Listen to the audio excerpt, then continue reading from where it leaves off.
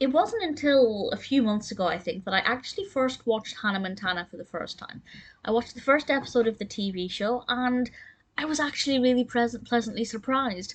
I never watched it when I was actually the target audience, even though when it came out, I probably was the target audience, the right age at the right time.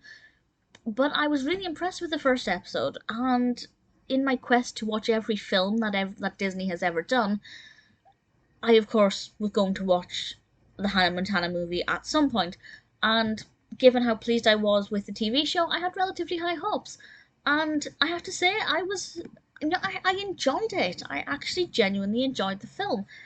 It was released in 2009, directed by Peter Chalson, written by Dan Beresden. And the one question I had really was, can I watch this and follow it having only seen one episode of the TV show? And the answer to that is very simply absolutely.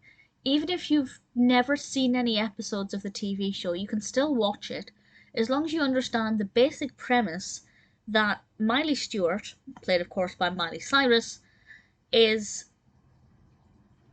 on a day-to-day basis herself as Miley Stewart, and then she puts on a wig and she transforms into Hannah Montana, and people don't know that they're the same person.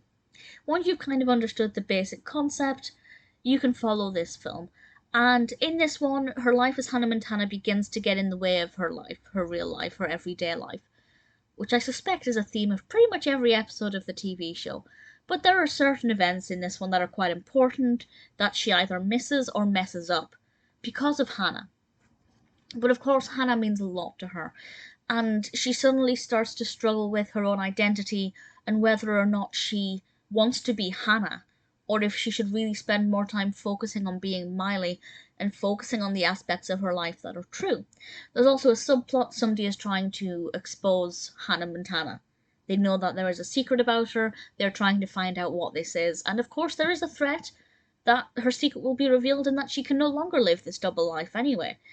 It's pretty unpredictable. I thought it would go one way, and it actually didn't. So I was really pleased that it wasn't as straightforward as it could have been. It did keep me guessing and keep things a little bit interesting as it progressed. I think it was really sweet that a lot of this is set kind of in the countryside, with Miley just being Miley, and getting back to her roots. I think that was something that was really important for her, but it obviously didn't provide her with immediate answers. If anything, it caused her more confusion because she doesn't know who to be. And I think this is something that a lot of people can relate to, even if you're not an international superstar. A lot of us do kind of lead double lives where we're one person with one group of people, and we're somebody different around other people, and you could almost lose sense of who you actually are and who your true self is. So you might actually be able to relate to that and question where your priorities are, and if you're focusing on the right group of people or the right aspect of your life. Maybe there are things in your life being neglected. So it does make you think. It is thought-provoking. It is quite moving. There are some really brilliant songs in this. I have to say the soundtrack is great. But my favourite songs are songs that I'd actually already heard. So that either means that the ones I'd already heard are brilliant for a reason, or I just prefer them because I'd already heard them. But the songs in this, I'm not going to name them all, but obviously it starts off with the theme song, which is beautifully performed, and I really liked how they transitioned that from a live performance to shooting a music video, and then the actual narrative started, and I thought that worked really well. Hoedown Throwdown is a bit of a classic. I remember people practicing the dance moves to that in the school common room when I was at school, which is interesting because they were older than the target audience, and yet they were the type of people who would make fun of other people for being quite juvenile and liking things that were necessarily younger than they were.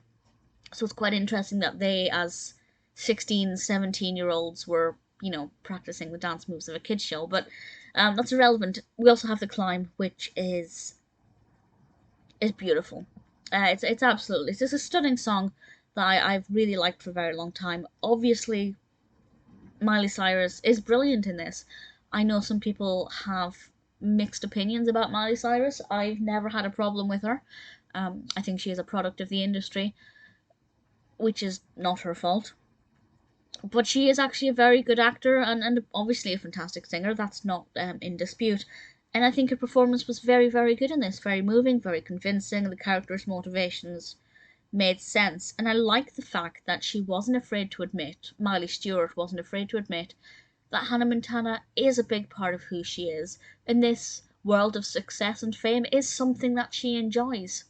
It would have been unbelievable if she kind of said, "Oh, I'm sick of this, I don't want it anymore," because that would be ludicrous.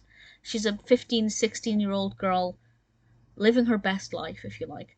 I thought it was very well written, very well directed, brilliant performances. Obviously, I'm not going to pretend it's the best film I've ever seen or anything like that, but I was really pleasantly surprised with it. If you want to watch all of Disney's films as well, it's a fun question. You do get to enjoy some pretty interesting films, particularly a lot of the lesser known older ones that have maybe slipped under the radar. But with regards to Hannah Montana the movie, I actually think it worked pretty well, even though I've only seen one episode of the TV show, and it's one that I would definitely recommend.